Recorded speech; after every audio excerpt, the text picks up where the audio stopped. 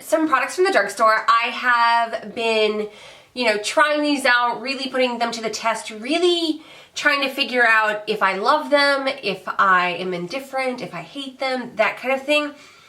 And I'm referring to the new L'Oreal Color Riche eyeshadows. They come in little pans. They're around $5, $4.99, depending on, you can get them on sale, buy one, get one half off, things like that. You can find coupons. Walgreens is always having like $1 off coupons, so you can get them for a little bit cheaper. But on average, they run about $5, and you get 3.5 grams or 0.12 ounces per shadow. Now I have 7 shadows in front of me. 4 of them are shimmer and 3 of them are matte. And I did use them to create this eye look, and I will show you how I did that at the end of the video. But let's go ahead and get started and start talking about these colors. Now I'm going to start with the mattes. The first matte that we are going to talk about is called Little Beige Dress. This is number 20. So this is a really great transition color. It's pretty typical. It has a nice buttery texture. I would say it's your skin tone, but maybe, or it's my skin tone, but with a little bit of a peach or beige undertone to it. Really nice for the transition, buttery, smooth, easy to blend. The next shade is called Cafe Au Lait, and this is a medium tone brown. It's a little on the cool side. Once again, it's a really nice transition color, really buttery. These swatch beautifully, but the application with the brush is a little bit different. So that's Cafe Au Lait. The third and final matte that I have, and I would actually, I would say this is almost like a satin. And this one is called Quartz Fume, and it is a rich chocolate brown, but it has just a little hint of a like sheen, which makes me think that it could, it falls, in between. So those are the 3 matte shades. I am using all 3 of them in my eye look today. Moving on, we are going to talk about some of the more shimmery shades. The first one we are going to look at is Green Promenade. It's a really gorgeous, just hunter green. It makes me think of Christmas. It's really pretty. And these can be worn both dry and wet. If you wet them, it does really give them a really beautiful metallic finish. The next one is called Sunset Shine, and this is one of my favorites.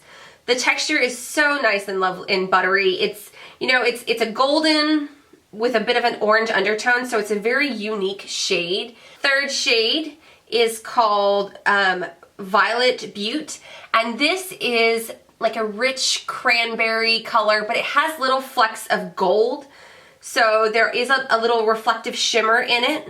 You could almost build it up enough to mimic like a really deep black. So instead of using black or brown as, in the outer V to darken up an eyeshadow look, you could use like a rich berry to give it just a little bit of a different kind of take on it. And last but not least, my all-time favorite, Panos Chocolate. This is a beautiful purpley pink. I don't even know how to, it's a beautiful pink, but it does have like a little hint of a purple undertone to it. Really, really gorgeous. I use that one all the time. It's probably my most used, most reached for color of the entire collection. There are 13 shades. I just have 7, but these are the 7 most unique, most wearable shades in my opinion. That's why I gravitated towards these. Okay, so my opinion or my take on these eyeshadows, they remind me a lot of the Makeup Geek foiled eyeshadows. The texture is very, very similar. The application is very similar. However, the difference being that the Makeup Geek eyeshadows go on easier, they're more pigmented, you have to use less product. Like the Makeup Geek shadows, these are best, especially the metallic ones, they're best applied with your fingertips. The problem is you have to keep going in and keep going in and keep going in. So I feel like a lot of product is wasted on your finger because it doesn't transition to the eyelid. I don't find that these apply very well with a brush. It took me a little while to build up my eye look. I've used these on and off, And, you know, they are really affordable. They're $5, where the Makeup Geek eyeshadows, the foil eyeshadows, I think the pans are selling for $10 a piece. But I think these are a better value if you're asking me. You know, one little touch and you get so much product, and, you know, for me, these last longer on the lid. They're easier to apply. I couldn't find any dupes, like straight up dupes, color, that kind of thing. Makeup Geek eyeshadows are just unique in that way, I guess. For the eye look that I have on today, I did use these eyeshadows. I really wanted to show you guys what they look like in action. So I started by putting down some good old Scotch tape because I wanted to give an illusion of a wing without using a pencil or a gel liner. So I used eyeshadows. So I put down some good old Scotch tape, and on top of that, I did prime my lids. I used the Double Wear Stay in Place eyeshadow base by Estee Lauder. A lot of people love it, some people hate it. It worked for me, so that's what I used. So then I went in with Little Beige Dress and my Wayne Goss eye brush number 19. It's one of my favorite blending brushes of all time, and I blended it into the crease. Then I took a Morphe B38 brush and the color Cafe Au Lait, and I blended that into it as well. I went in with a brown liner. I went in with the Maybelline Master Precise Skinny Gel Pencil in Sharp Brown, and that's what I used to create the wing. And then I went back over the gel liner with the Wayne Goss number 20 pencil brush, nice little pencil brush, and I really just smudged it along my lash line to create the wing illusion. And I went over that brown with the Quartz Fume, or Fume, I'm not really sure how you pronounce that 100%. But I went back over the brown with this deep shade, and I really tried to darken it up and, you know, make it even. It took a little work, don't get me wrong.